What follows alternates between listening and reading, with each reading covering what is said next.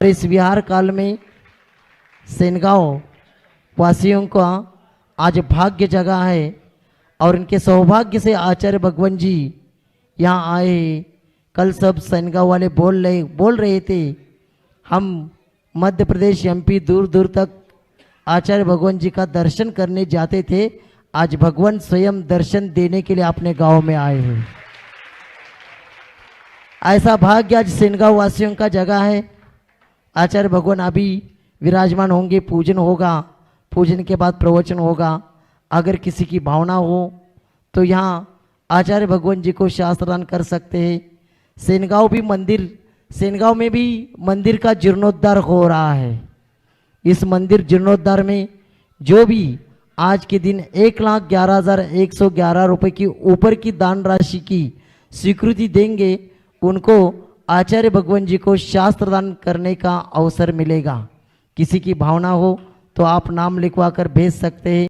आचार्य भगवान जी को शास्त्रदान करना हो तो यहाँ सेनगांव में जो मंदिर का जीर्णोद्धार का कार्य प्रारंभ हो रहा है उस कार्य में जो पुराना मंदिर था उसको पूरा ये करके पूरा नया मंदिर बनने जा रहा है। बड़ा मंदिर, छोटा सा मंदिर है अभी, छोटा सा ये पूरा पत्थर का मंदिर हो रहा है।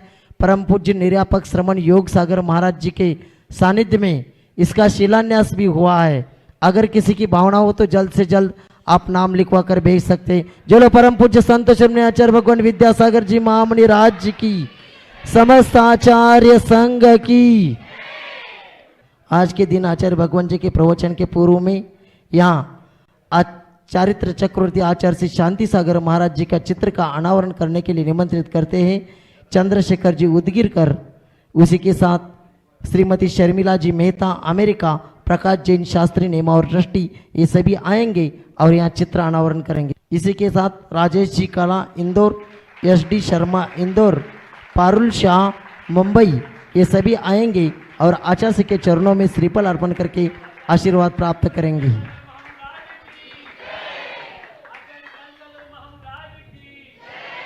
राजेश जी काला इंदौर, SD शर्मा इंदौर, श्रीमती शर्मिला जी मेहता अमेरिका, श्रीमती पारुल जी शाह मुंबई, चंद्रशेखर उदगीरकर पुणे, सभी आएंगे और आचार्य के चरणों में श्रीफल अर्पण करके आशीर्वाद प्राप्त करेंगे। संदीप जी देशमुख इस सेनगांव नगर के नगराध्यक्ष और जिला शिवसेना के अध्यक्ष संदेश जी देशमुख आएंगे और आचार्य के चरणों में श्रीफल अर्पण करके आशीर्वाद प्राप्त करेंगे। संदीप जी देशमुख उपनगराध्यक्ष सरोजनी खाड़े जिला परिषद के भूतपूर्व अध्यक्ष सरोजनी खाड़े, आप्पा साहेब जी देशमुख यलदेरी से दिगंबर जैन समाज आए, जावड़ा बाजार, हिंगोली, पुसेगांव, कळमनुरी, नांदेड़, ये सभी गांव से श्रावक श्राविकाएं आए हैं। वो अपने अपने स्थान पर वहीं से आचार्य के चरणों में नमस्ते अर्पित करेंगे। परम पूज्य 108 आचार्य विद्यासागर मुनि महाराज की, समस्त मुनि संघ की। गुरु तुम्हारी पूजा में सब स्वाहा करने आया, तुम जैसा बनने के कारण चरण तुम्हारी आया, चरण तुम्हारी आया। श्री विद्यासागर जी के चरणों में झुका रहा अपना माथा, जिनके जीवन की हर चर्या बन पड़ी स्वयं ही नवगाता। जयनागम का वह सुधा कलश जो बिखराते हैं गली गली, जिनके दर्शन को पा करके खिलती मुरझाई हृदय कली, खिलती मुरझाई हृदय कली। अत्र औतर सवष्टिति आह्वाननम, अत्र तिष्ठ तिष्ठट स्थापनम, अत्र मम सन्निहितभोष्ठ स्थापनम सनदीकरणम। जय हो तू जागर चेतन प्राणी, कर आत्म की अगवानी। जो आत्म को लगते हैं उनकी है अमर कहानी, उनकी है अमर कहानी। सांसारिक विषयों में पढ़कर मैंने अपने को भरमाया, इस राग द्वेष की वैतरणी से अब तक पार नहीं पाया। तब विद्या सिंधु के जल कन से भव कालुष्य धोने आया हूँ।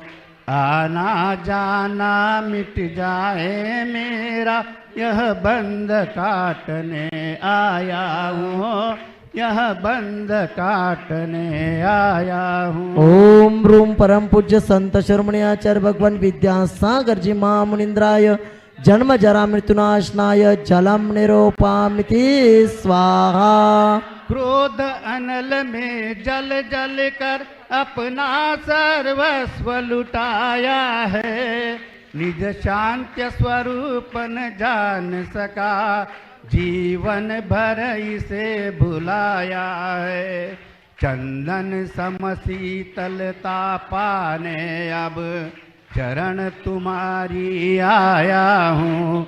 संसार ताप मिट जाए मेरा, चंदन वंदन को लाया हूँ। ओम रूम परम पूज्य संत शिरोमणि आचार्य भगवान विद्यासागर जी महामुनिंद्राय संसार ताप विनाशनाय चंदनम निरोपामिति स्वाहा। जड़ को नो मैंने जड़ समझा, नहीं अक्षय निधि को पहचाना।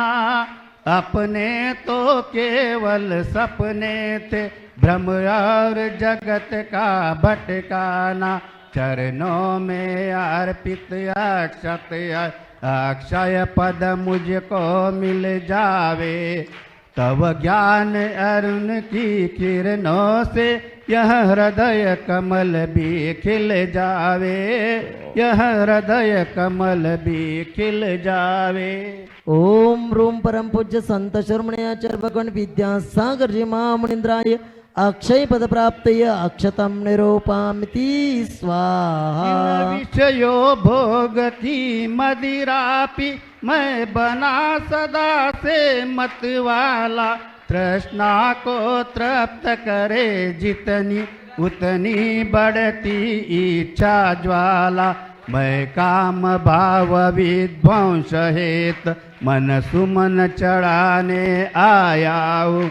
यह मदन विजेता बन न सके, यह भाव हृदय में लाया हूँ। ओम रूम परम पूज्य संत शिरोमणि आचार्य भगवान विद्यासागर जी महामुनिंद्राय कामबाणि विनाशनाय पुष्पम निरूपामिति स्वाहा। अति भक्ष अभक्ष बके फिर भी मन तृप्त नहीं कर पाया हूँ। नैवेद्य समर्पित करके मैं तृष्णा की भूख मिटाऊंगा। अब और अधिक न बढ़ सको, यह अंतर बोध जगाऊंगा। ओम रूम परम पूज्य संत शिरोमणि आचार्य भगवान विद्यासागर जी महामुनिंद्राय क्षुधा रोग विनाशनाय नैवेद्यम निरूपामिति स्वाहा। इन अशुभ कर्म ने घेरा है, मैंने अब तक यह माना था। बस पाप कर्म तज पुंज कर्म को चाह रहा अपना था। शुभ अशुभ कर्म सब रिपुदल है, मैं उन्हें जलाने आया हूँ। इसीलिए तव चरणों में अब धूप चढ़ाने आया हूँ, अब धूप चढ़ाने आया हूँ। ओम रूम परम पूज्य संत शिरोमणि आचार्य भगवान विद्यासागर जी महामुनिंद्राय अष्टकर्म दहनाय धूपम निरूपामिति स्वाहा। भोगों को इतना भोगा कि खुद को ही भोग बना डाला। साध्य और साधक का अंतर मैंने आज मिटा डाला। मैं चिदानंद में नील रहूं, पूजा का यह फल पाना है। पाना था जिसके द्वारा वह मिल बैठा, मुझे ठिकाना है। ओम रूम परम पूज्य संत शरमणाचार्य भगवान विद्यासागर जी महामनिंद्राय महामोक्ष फल प्राप्त फलम निरूपामिति स्वाहा।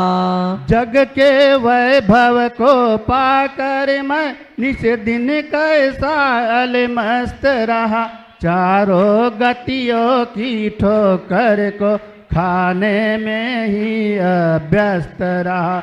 मैं हूँ स्वतंत्र ज्ञाता दृष्टा, मेरा पर से क्या नाता है, कैसे अनर्घ्य पद पा जाऊं, यह अरुण भावना भाता है, यह अरुण भावना भाता है। ओम रूम परम पूज्य संत शरमणाचार्य भगवान विद्यासागर जी महामनिंद्राय अनर्घ्य पद प्राप्त अर्घ्यम निरूपामिति स्वाहा।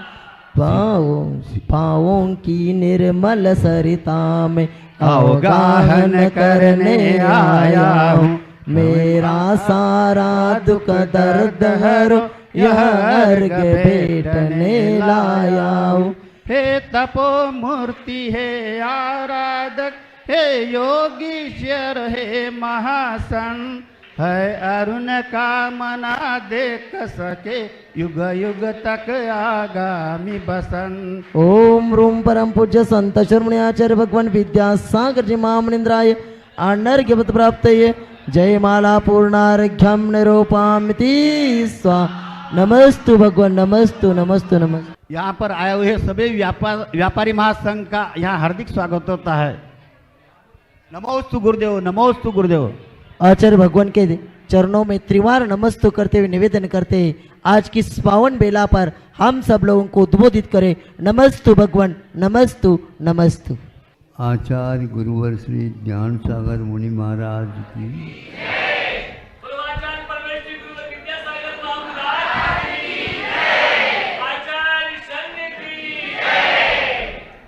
जैसे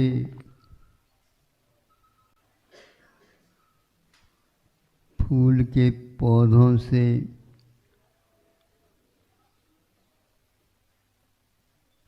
खिले हुए फूल नीचे गिरते चले जाते हैं और एक ऐसा दृश्य होता है, वह बिखराव जिसको बोलना है। यहाँ से जहाँ से हम आ रहे हैं,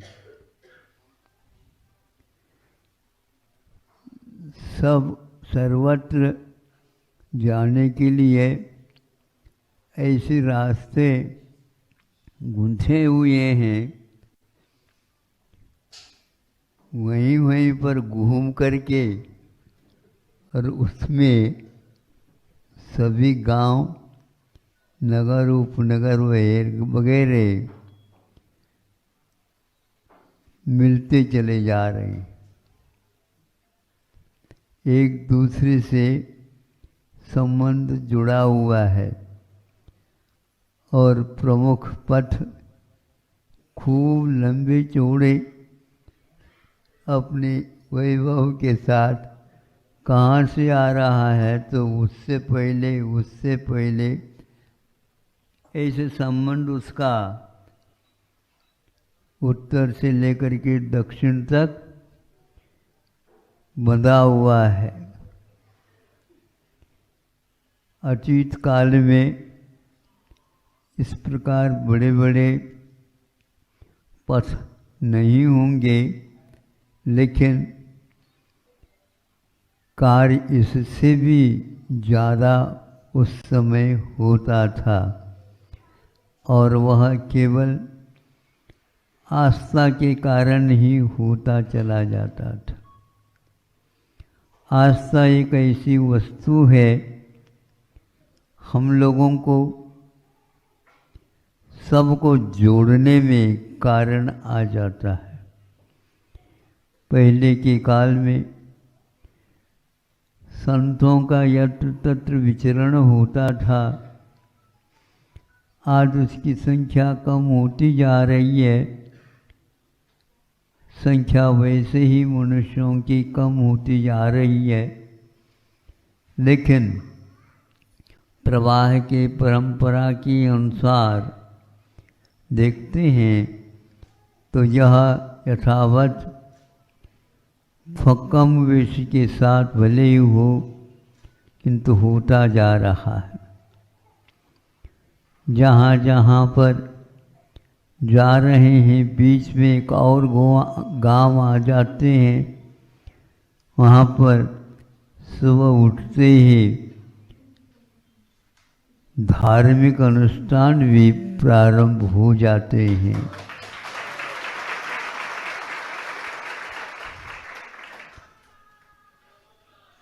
अपने अपने इष्ट के अनुसार देवालयों में इष्ट की पूजा चालू हो जाती है। रात में भी देर सवेर तक अखंड पाठ भी चलते रहते हैं। सुनते हैं एक ही केंद्र है और वह भगवान भजन करना।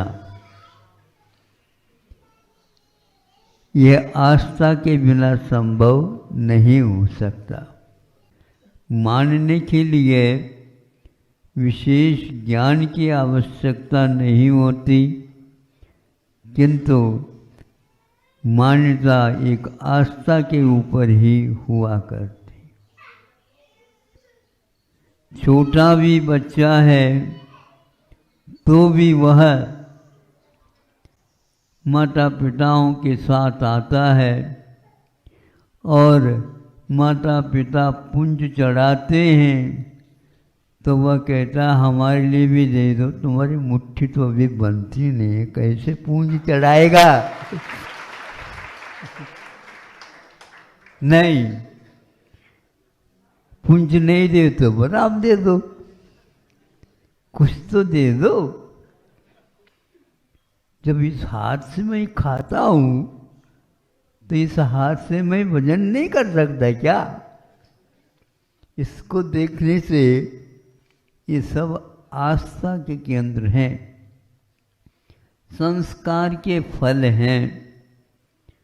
हम जो चाहते हैं वही विचार संतान में भी आ जाते हैं।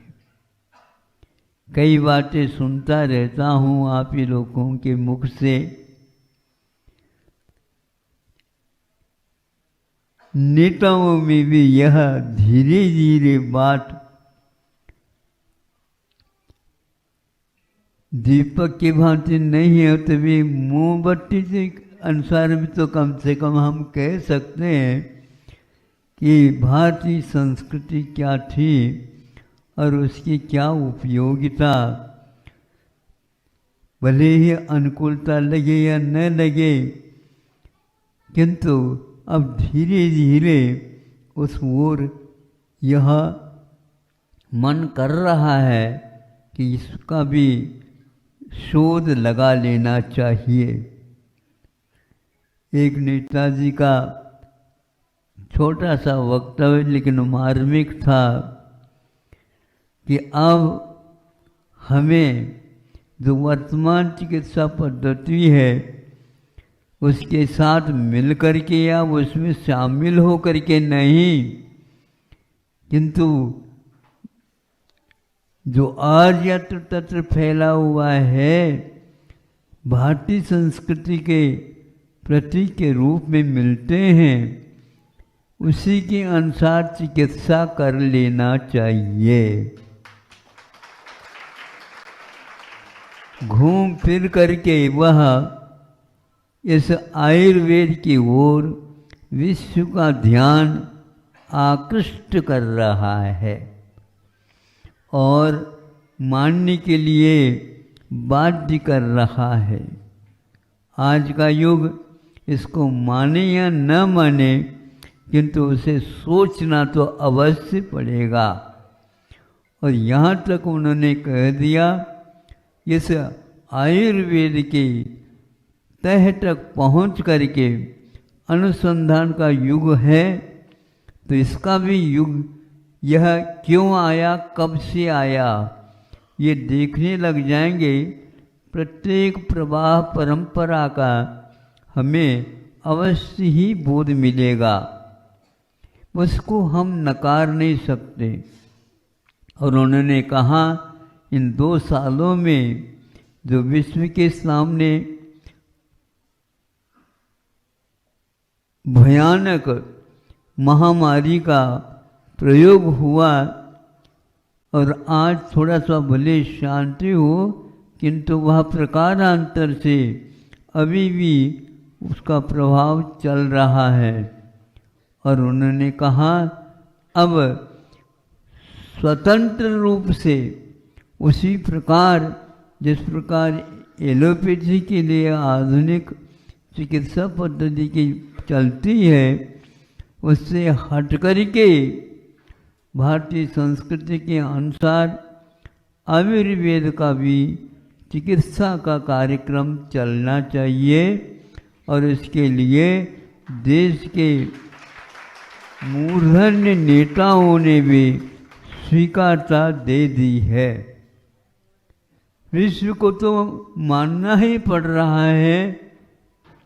वस्तुतः इसको हम बिना सिंग और पूंछ नहीं मान सकते, किंतु इसके पास सर्वांगीण इतिहास विद्यमान है। चीन में भी यहाँ से पहुँचा है, अनेक और राष्ट्रों में भी आज इसका हम औषधोपचार देखते हैं तो ऐसा लगता है यहाँ की विद्या, सभी प्रकार की विद्याएं भारत में नहीं किंतु विश्व के कोने कोने तक फैले हुए हैं।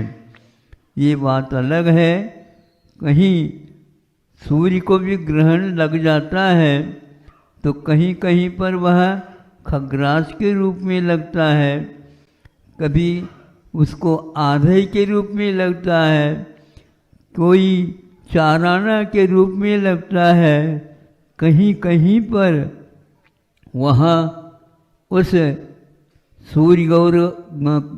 सूर्य ग्रह को और चंद्र ग्रह को राहु के माध्यम से जो परिस्थिति होती है वैसी ही परिस्थिति प्रवाहों को रहती है। तो आज भले ही आयुर्वेद में उसको हम कमज़ोर पा रहे हैं, किंतु कमज़ोर नहीं, सब दृष्टि से वह वैज्ञानिक सिद्ध हो रहा है। लाखों करोड़ों रुपए व्यय आज चिकित्सा पद्धति में हो रही है, किंतु बहुत चौवन्नी के बराबर भी नहीं। और अच्छे से अच्छी चिकित्साएं आयुर्वेद के माध्यम से हो रही हैं और रुचि लेकर के यदि विश्व करेगा तो होगा। इससे सबसे महत्वपूर्ण तो यह लाभ मिलने वाला है, इस चिकित्सा पद्धति में कहीं भी अब एक आध व्यक्ति कहीं से कह दे बात अलग है, किंतु आयुर्वेद के माध्यम से शाकाहार सर्वत्र फैलेगा, इसमें कोई संदेह नहीं। यूँ कहना चाहिए अहिंसा का जो रूप है वह विश्व में एक प्रकार से पुनः आधुनिकता के साथ भले सही किंतु अपना प्रभाव डालेगा। और इसको देख करके कई लोग इसको स्वीकारेंगे। अहिंसा के बिना कोई किसी के लिए शरण कुछ भी नहीं, क्योंकि इस अहिंसा की देवता की आराधना आप ही लोग नहीं पशु तक करते रहते हैं। बताते अवश्य नहीं है वो, क्योंकि ये बताने की चीज़ नहीं है किंतु आस्था की चीज़ है। पशुओं में भी प्रेम वात्सल्य एक दूसरे के देख करके सहयोग देने की यह परंपरा आज की नहीं है, बहुत दिन पहले की है।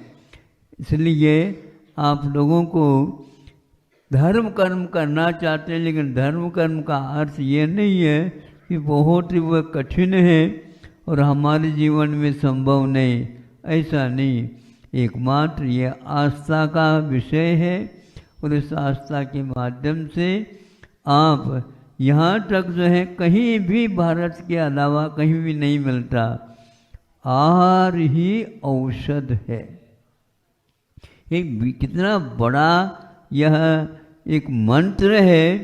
यानी आहार तो सब लोग करते हैं, लेकिन उसको भी भारत कहता है नहीं, हम उसको दवाई के रूप में भी ले सकते हैं और दवाई के रूप में ही लेना चाहिए। कोई भी मशीन यंत्र है, उसमें नपा हुआ, तोला हुआ और सोधा हुआ ही तेल डाला जाता है। तो उसी प्रकार यह भी एक यंत्र है, इसमें नपा हुआ, तोला हुआ और संशोधित ही आहार पानी डाल देना चाहिए। इसका नाम तो आयुर्वेद है।